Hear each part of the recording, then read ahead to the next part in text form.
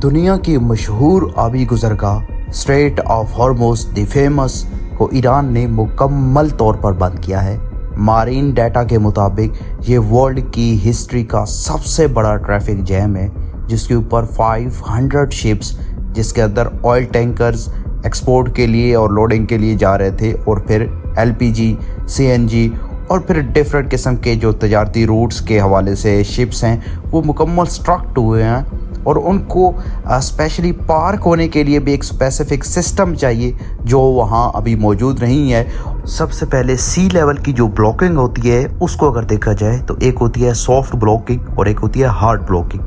अब hard blocking वो होती है जो 2021 के अंदर मार्च में हमने देखी थी, जिसमें 400 शिप्स जो हैं सुएज़ कैनाल के अंदर वो फंसी थी, और उसके अंदर एक प्रॉपर ऑब्जेक्ट रखा गया था जिसकी वजह से शिप्स उसको क्रॉस ही नहीं कर पा रही। अब लेकिन ईरान ने जो ब्लॉकेज किया है स्ट्रेट ऑफ हॉर्मुज़ के ऊपर,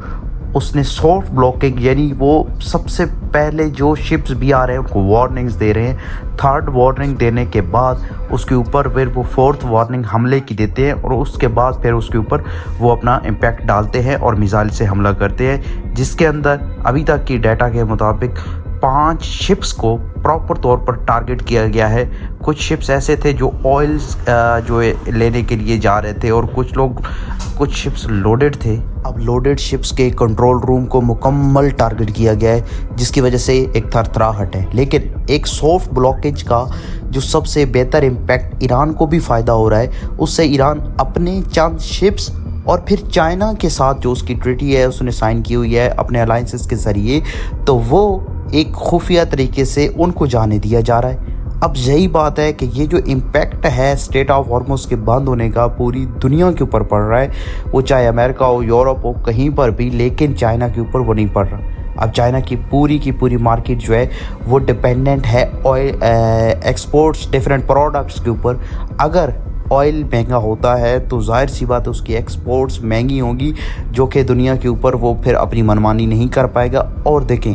अमेरिका जो है वो सबसे ज़्यादा इसी वजह से ख़तरे से दो चार है, जो इन्फ्लेशन का इम्पैक्ट दुनिया पर आएगा। 30% क्रूड ऑयल के महंगे होने का मतलब 20% डायरेक्ट इन्फ्लेशन। देखिए 20% का मतलब ये जो कोविड के अंदर इन्फ्लेशन आई थी, ये उससे भी कहीं ज़्यादा आ सकती है, और इसका रिजल्ट हमने ऑलरेडी यूरोप के अंदर देख चुके हैं, जो कि 55% LPG और गैस की कीमतों के अंदर इजाफा हुआ है। और US ने जो सैंक्शंस की वजह से पाबंदियाँ लगी हैं यूरोप और US के दरमियान, उनकी वजह से भी बहुत बड़ा इम्पैक्ट यूरोप में डायरेक्टली पड़ा है। अब यूरोप के पास तो कोई ऑप्शन नहीं है, अमेरिका के पास तो अपने सोर्सेज हैं, लेकिन यूरोप जो है वो बीच के अंदर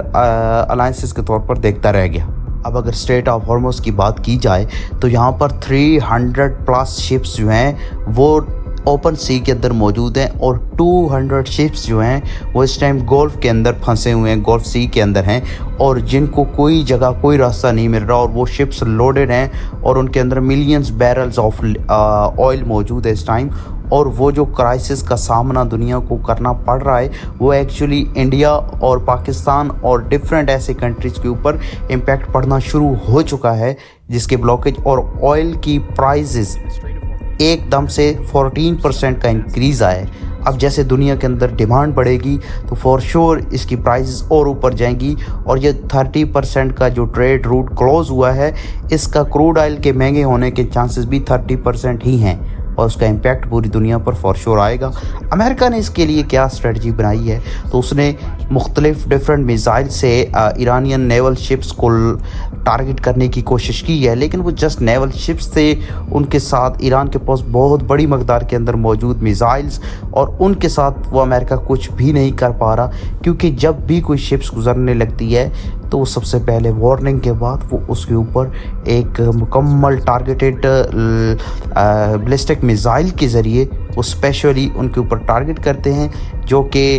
उनके कंट्रोल रूम्स होते हैं, या फिर जो है ना शिप को मुकम्मल तबाह किया जाता है। अब कोई भी शिप रिस्क नहीं ले रही, वही रिस्क ले रहे हैं जिनके पास इंश्योरेंस है, और तमाम इंश्योरेंस कंपनीज इस टाइम ऑलमोस्ट दुनिया के अंदर जो शिप्स को इंश्योर करती हैं उन्होंने अपने हाथ खड़े किए हुए हैं कि जब आपको स्ट्रेट ऑफ हॉर्मुज़ के अंदर वार्निंग्स मिल रही हैं तो फिर आप ये रिस्क ना लें, अगर लेंगे तो हम इसकी इंश्योरेंस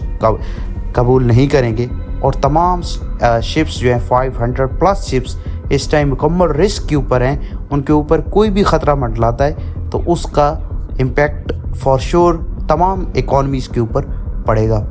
आज के लिए इतना ही। देखते रहिए लॉजिकल एक्सप्लेनर। मज़ीद ऐसी वीडियोस के लिए सब्सक्राइब कीजिए और लाइक कीजिए।